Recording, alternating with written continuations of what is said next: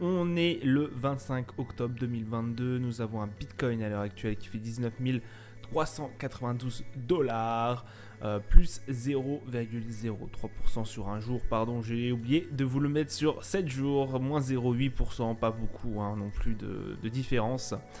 1352 dollars l'Ethereum, plus 1,56%, le BNB moins 0,7%, l'Avalanche moins 3,22%.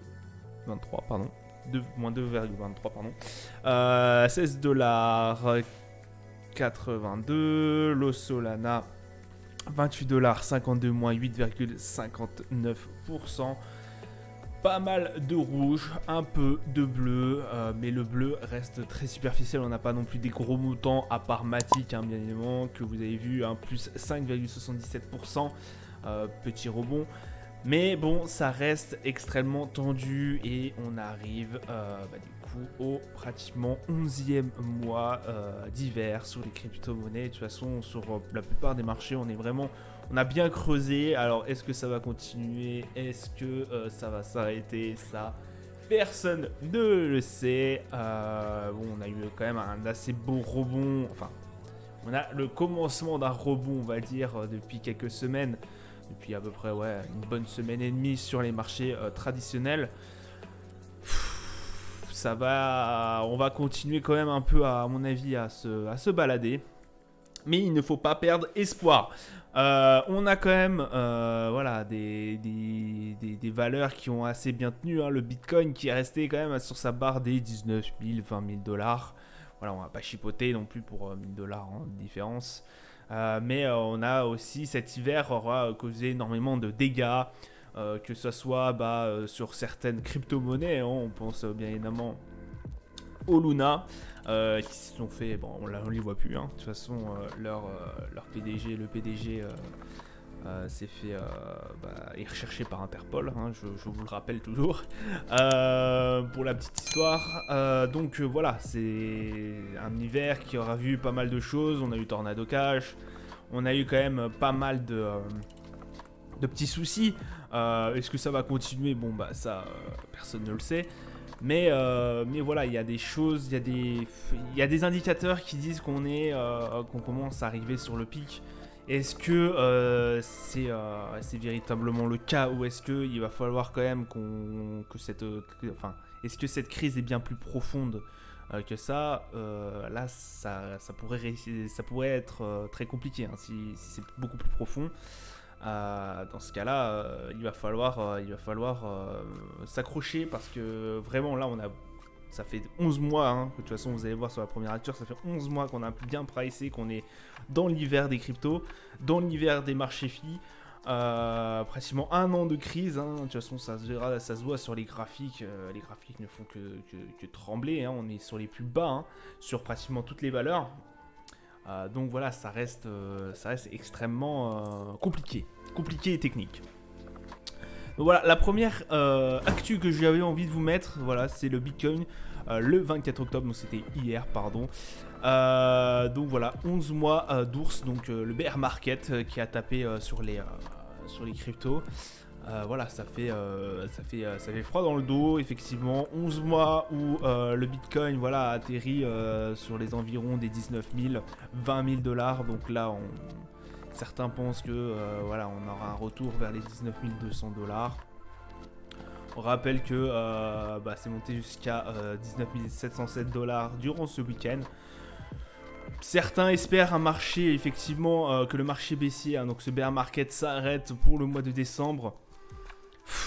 C'est effectivement, il y avait aussi le fait qui était mis sur la, il y a quelque chose, il y avait des récentes études qui ont mis sur la table, comme quoi la Fed ne rehausserait pas aussi fort les taux directeurs que les dernières fois.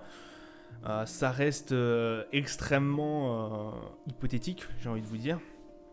Ça a quand même été relié par le Wall Street Journal, mais ça reste assez flou, quoi. On n'a pas non plus de solide de ces solides témoignages qui s'avéraient être véridiques. C'est-à-dire que oui, la Fed arrêterait de relever ses taux aussi fort que ce qu'ils avaient souligné auparavant. Pour moi, ça reste encore qu'une rumeur de marché, donc faire très attention à ça.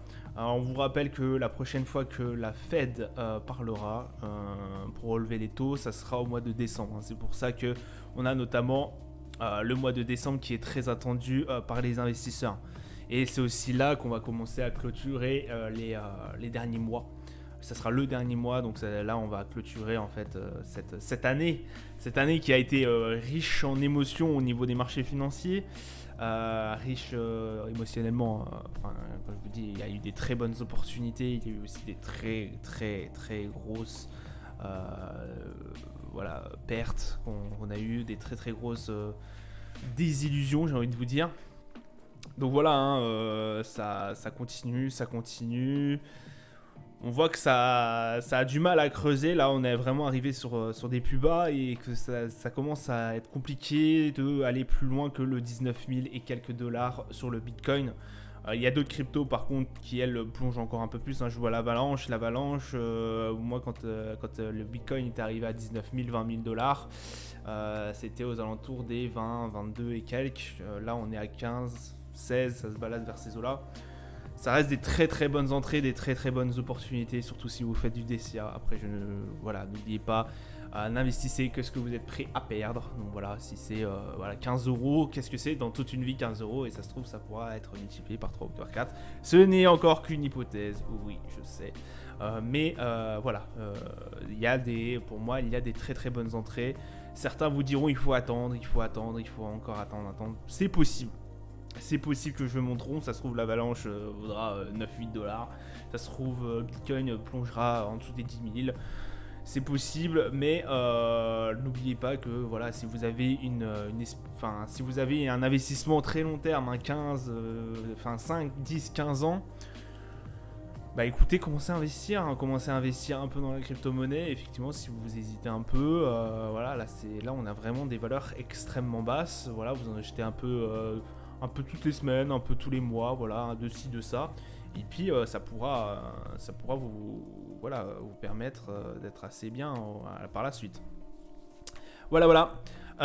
Au niveau de la deuxième actu, parce que là c'était l'hiver des crypto-monnaies, hein, bien évidemment, 12 mois d'hiver pratiquement. On avait notamment MetaMask qui réussit du coup à connecter, on peut se connecter à sa banque. Alors c'est disponible que au niveau des USA. Donc on peut du coup acheter directement ces cryptos depuis MetaMask. C'était quelque chose que beaucoup de personnes avaient demandé. A été fait par les sardines. Alors c'est une startup qui a levé quand même 51 millions de dollars et qui a réussi du coup à ce jour avec une limite d'achat de pouvoir payer des crypto-monnaies via la plateforme MetaMask. Alors, il y a une limite d'achat, comme je vous l'ai dit, de 3 000 euros par jour et 5 000 euros par semaine et 25 000 euros par mois. Et du coup, beaucoup espèrent lutter contre ces escroqueries. Alors, le but est on arrive à relier en fait la personne à la banque. Donc voilà. Du coup, il n'y aura pas vraiment d'anonymat. Hein. Du coup, vous avez une banque américaine, vous envoyez des fonds sur MetaMask et du coup, MetaMask peut, vous pouvez, grâce à la plateforme MetaMask, acheter du coup du Bitcoin, toutes les cryptos que vous avez envie d'acheter. Donc c'est un avantage parce que du coup, c'est plus facile, ça permet de faire découvrir à d'autres personnes la plateforme, mais aussi de faire découvrir l'univers de la crypto. Mais voilà, vous devez forcément être relié à votre banque. C'est ce qui pose un peu problème, puisque du coup, vous perdez un peu cet anonymat, hein, on a envie de vous dire. Donc c'est beaucoup plus réglementé. On va dire, c'est pour ça que d'ailleurs il y a une réglementation sur le niveau du prix. Hein. Vous ne pouvez pas envoyer 250 000 euros par jour. Hein. Donc voilà, ça reste assez réglementé tout ça. Et les banques ont quelque chose à voir là-dessus. Donc bon, c'est à prendre avec des pincettes. Surtout que si en cause de hack, si un hacker arrive à piéger du coup votre MetaMask, il peut directement piocher dans vos fonds de banque. Ça, il peut y arriver très facilement. Maintenant que si vous reliez votre MetaMask à votre portefeuille bancaire, enfin à votre banque, ça peut être très facile pour lui de remonter à vos comptes et de siphonner le tout. Donc il y a des avantages, certes, ça a démocratisé un peu plus l'univers de la crypto-monnaie, mais par ailleurs, les fonds peuvent être très très vite siphonnés si hack se fait.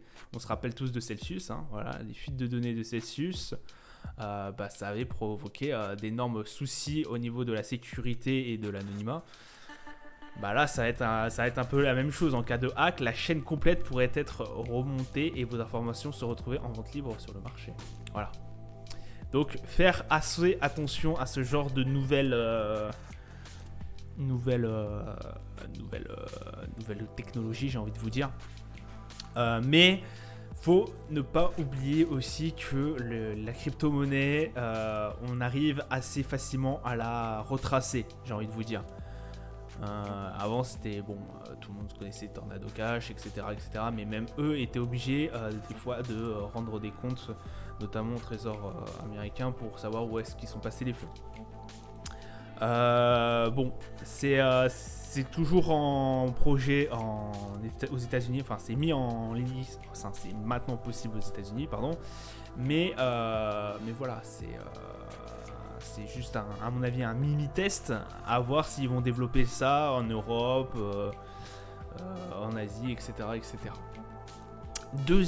Troisième actu et la dernière, voilà, ça va faire un peu le pont et le lien avec ce qui se passe en Europe.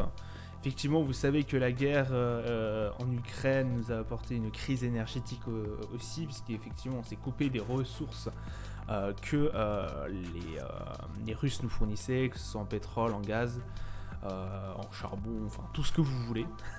Tout ce qui nous produisait en fait de la chaleur, de l'électricité et un confort. Et du coup, on s'est coupé de ce réseau d'approvisionnement. Et de ce fait, comme l'électricité coûte de plus en plus cher, parce qu'effectivement, on a été capable de se friter contre le plus gros pays du monde et qui nous apportait pratiquement toutes nos valeurs énergétiques en Europe. Et du coup, il y a la hausse de l'électricité fait en pâtir énormément les mineurs. Et oui. Vous savez que pour faire du minage, donc c'est-à-dire du proof of work, notamment pour le Bitcoin, qui est de plus en plus difficile à miner d'ailleurs, j'y reviendrai après peut-être, voilà, il faut utiliser de l'électricité et c'est un gros souci pour les Européens, puisqu'en ce moment, nous sommes énormément en manque d'électricité. C'est pour ça que le kilowattheure devient de plus en plus cher. De toute façon, beaucoup de fermes de minage ont arrêté, voire cessé totalement leur activité. Parce qu'effectivement nous avons un gros problème d'électricité. Donc la Commission européenne exige en effet que les pays de l'Europe prévoient d'interdire le crypto-minage. Pas les cryptos, juste la crypto-minage, c'est-à-dire le fait de miner, de laisser vos machines tourner et de ce fait de miner le Bitcoin, enfin toutes les valeurs de minage. Et de ce fait, voilà, c'est pour répondre en fait à ce problème de crise énergétique qu'on a à l'heure actuelle. Vous le voyez de toute façon tous les jours à la télé. Et il va sans dire que forcément les fermes de minage sont très très impactées. Celles qui en fait ne produisaient plus, ne produisaient plus qu'une certaine partie parce que ça coûte extrêmement cher maintenant de miner. Ceux qui ne produisaient qu'une partie voilà, qui continuaient toujours un peu leur activité, mais avec mais avec un rendement beaucoup moins fort et puis surtout que quelques machines. Maintenant, voilà, ça peut être la fin, quoi. J'ai vu moi des reportages où les fermes de minage vendaient complètement leur appareil de minage, enfin tout ce qui était tout ce qui était machines et autres, il les revendait puisqu'il n'était absolument plus rentable. Et je le comprends puisque vu la facture d'électricité que j'ai vu là passer sous mes yeux il n'y a pas si longtemps, je comprends, elle a été, chez moi en tout cas, elle a été multipliée par 2 ou par 3. Dans une ferme de minage, j'imagine même pas. J'imagine vraiment pas la facture, comment elle doit être salée. Après, il y a toujours la possibilité de faire avec des panneaux photovoltaïques, etc. Mais encore faut-il en avoir la possibilité d'en acquérir et les moyens. Donc voilà, ça sera tout pour moi pour cette crypto hebdo. Je vous souhaite une bonne journée, une bonne semaine à vous. Bon courage pour vous, pour ceux qui sont sur les marchés. Et je vous dis à plus tard. Ciao, ciao.